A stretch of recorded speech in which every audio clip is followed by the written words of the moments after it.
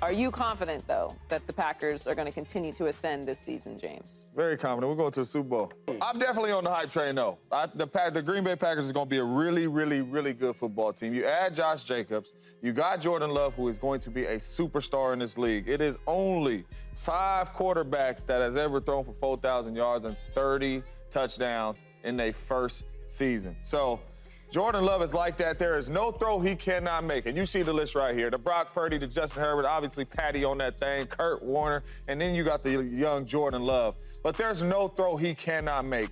The Green Bay Packers have done such a good job this offseason, not only in free agency, not overspending, not bringing in too much to change the roster, but getting guys who will change the impact from day one.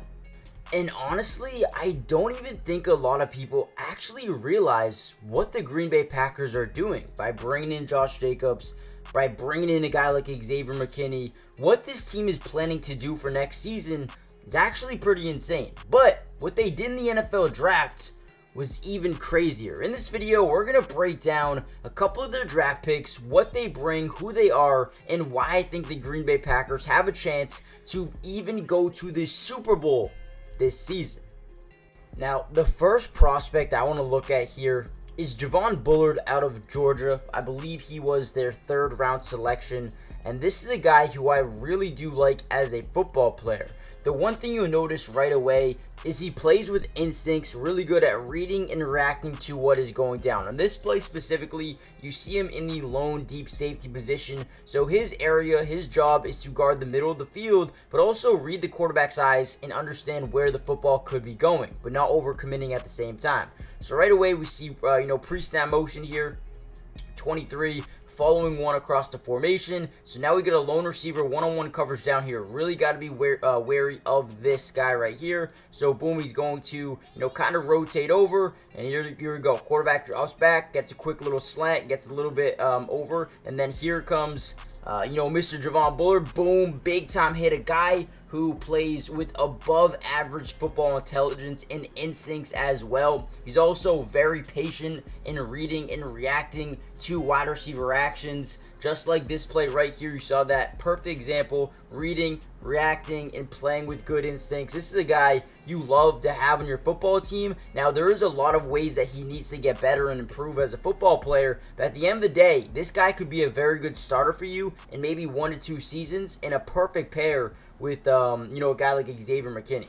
All right, here's another really good play here by Javon Bullard. Now, I actually believe I said he was a 3rd round pick. I meant to say he was their 3rd overall pick. Hopefully you guys didn't get that too confused. But on this play specifically, again, you can barely see him here on the left side of your screen. The Auburn Tigers love to run this RPO system where they run past fake, right? You could tell right away Javon Bullard did a really good job understanding the assignment in this game. A little play fake, going to kick it out quickly here to their tight end, number 13, and boom, gets in front, deflects the ball. Again, this is a guy in Javon Bullard who can do a lot of things really, really well, but especially when it comes to those instincts, his spatial awareness, can help navigate him through rub routes, and, has route anticipation to shadow breaks from off man.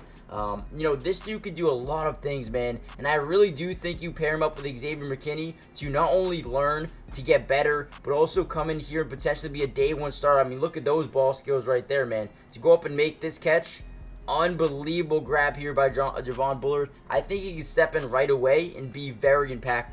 But you are going to notice I'm not going to break down everybody in this draft because that video would be 20 minutes. So if you guys want the part 2, comment down below part 2. Make sure you guys hit that like button, subscribe if you're new, join the family. I will be covering the Packers throughout the entirety of the season. As you see here, Javon Bullard does a really good job coming up, getting down, and being a good run support safety as well. So we've already seen 4 plays, all doing different things and being really good at all of them. So I love this pickup, guys. Let me know what you guys think in the comments down below. Hit the like button, subscribe if you're new for more of these videos. Let's break down the next player.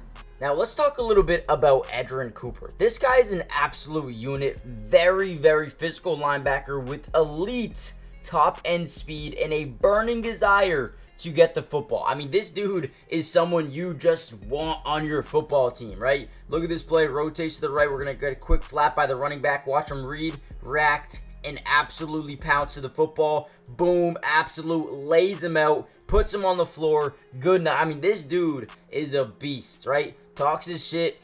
Little bit of off-field concern, right? I think you get to an ATV accident or a four-wheeler accident, whatever it may be. But, you know, other than that, this dude should have been a first-round draft pick, and there's no doubt in my mind. You look at his athleticism, he plays each snap with passion and intensity, right? He's much more responsive and decisive in 2023 than he was in 2022, right? And what does that tell us? He's gotten better. He is getting better as a football player. He's got elite long speed, you know, to walk down his targets. He's a very good block dodger with the ability to play around traffic without slowing down much at all. All right, he does a terrific job sniffing out screens and spying the quarterback. This is a guy that's going, I mean, look at this play right here. Gets around blockers and makes, I mean, dude, this is probably one of the craziest plays I've seen from a solo linebacker, right? So obviously, we get a quick screen here, halfback screen to the running back. O-line actually does a really good job blocking this play. If you see here, Edgerrin Cooper getting blocked by 17 momentarily, now has to weave in and out of one big offensive lineman, but two big offensive linemen, and stop the running back. He's the only guy here. If he doesn't tackle him, this could be a touchdown. On 3rd and 22, boom. Actually, probably not a touchdown, but you know what I mean, right? In the NFL, this could be a touchdown. He makes a great play here, and he brings thunder, forceful strikes as a hitter, right? Weaves in and out. I mean, dude, look at the athleticism of this dude. Hey, let me know what you guys think about Edgerrin Cooper. In my opinion, this was probably one of the biggest steals of the draft. Now, I know a lot of people didn't love the pickup here of Jordan Morgan. I know a lot of people, including who were at the draft, were, you know, very upset about this pick. I don't really understand why. I know maybe he went a little bit early. He was projected to go maybe 2nd round, but this is a guy that's going to be a day one starter. I mean, he's really, really good. You know, I mean, look at this play here around Liatu. I mean, this is one of the best pass rushers in the draft. I think was the first defensive player taken. Locks him up on that one. I think he could be a day one starting tackle. And you talk about the Green Bay Packers, who have lost a lot in terms of, you know, the O-line. John Runyon, I believe he was here. Maybe I'm wrong, but David Bakhtiari hasn't played in a while. But obviously, you just need some more depth here at the tackle position. I think Jordan Morgan is going to step in right away, be a starter. He's very athletic, especially in his lower half. His ability to redirect his weight in space. You know, his grip strength, he's well-timed, effective jump sets, very good feel for depth of the pocket, slide quickness. I mean, you talk about everything you want in an offensive lineman, he has it. He's going up against one of the premier pass rushers in the NFL draft and putting up a really good fight. I mean, again, I wanted to show you this film specifically just so you can see what he does against NFL competition because, yeah, Latu is an NFL guy. I mean, easily one of the best NFL prospects in this year's draft. So I thought he did an amazing job. Maybe a little bit of a, you know, I thought that was clean. That's clean. I don't know. I love this pickup. I think he really helps them. When you look at the O-line and what they have right now, you obviously needed to bring in some more talent. And I think right away, Jordan Morgan's a guy that, you know, will do that. Was a 3-year starter, has displayed resilience, work ethic by, you know, tearing his ACL late 2022 and then coming back stronger than ever. I mean, this dude's gonna be a beast. I really do like this one. I don't think that they overdrafted him or overlooked him, or I thought this was a really good pickup here for the Packers, and I think he's gonna be able to come in here and make a difference right away. Now, whenever you can come out of the NFL draft with 3 potential day one starters, I think you did really good, right? You had Jordan Morgan. Again, think he's going to be a day one starter. I don't think you wanted to start Rasheed Walker right away. I think he's, you know, former 7th round pick back in 2022. Is he ready? Who knows, right? Elton Jenkins, Josh Meyer. I also think that their team's actually pretty good still. Their O-line's actually still pretty good. Obviously, you can't always have a flashy pick, and especially with all the wide receivers being so young, Dontavion Wicks, Jaden Reed, Romeo Dobbs, Christian Watson, Bo Melton, right? So young. You don't need a receiver. You don't need any more receivers. You drafted 2 tight ends. Don't need any more tight ends. You brought in Josh Jacobs. Perfect. You still have Jordan Love. I mean, Jordan Love looks like he's going to be a beast. You do bring in Marshawn Lloyd, who, again, guys, if you guys want part 2, let me know in the comments down below because I will post a part 2 covering guys like Jacob Monk and Marshawn Lloyd and Travis Glover and other guys like Teron Hopper, you know, Evan Williams, who I do like as well, Kalen King. There are some guys I really like here on the second level of this draft. So if you guys want to see that video, comment down below part 2. You also bring in Edgerrin Cooper, Javon, Bullard. I mean, dude, I really do like this class, right? You look at the defense overall, Sean Gary, Kenny Clark, Devontae Wyatt, Preston Smith, really good front four. Quay Walker, former first-round pick. Cooper as a boss. You bring back Eric Stokes. I think they might have declined his fifth-year option. Comment down below if that's right or not. And then you have Xavier McKinney, Jair Alexander. I do like Keyshawn Nixon.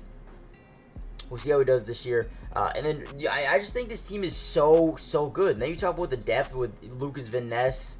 I really like what they're doing. I really do like what they're doing. I think they've done a really good job adding safety. You have 4 brand new safeties here in the system. Former BC head coach, former BC head coach, I forget his name, Jeff Haley, is going to have a really fun time coaching up this defense. And the offense is just as good as it was last year, if not better. With Josh Jacobs and Jordan Morgan. So let me know what you guys think. If you guys want part 2, let me know in the comments down below. But man, I appreciate you guys. Part 2 should be coming out soon if this video gets up to 400 likes. And with that being said, I'll see you guys in the next one. Peace.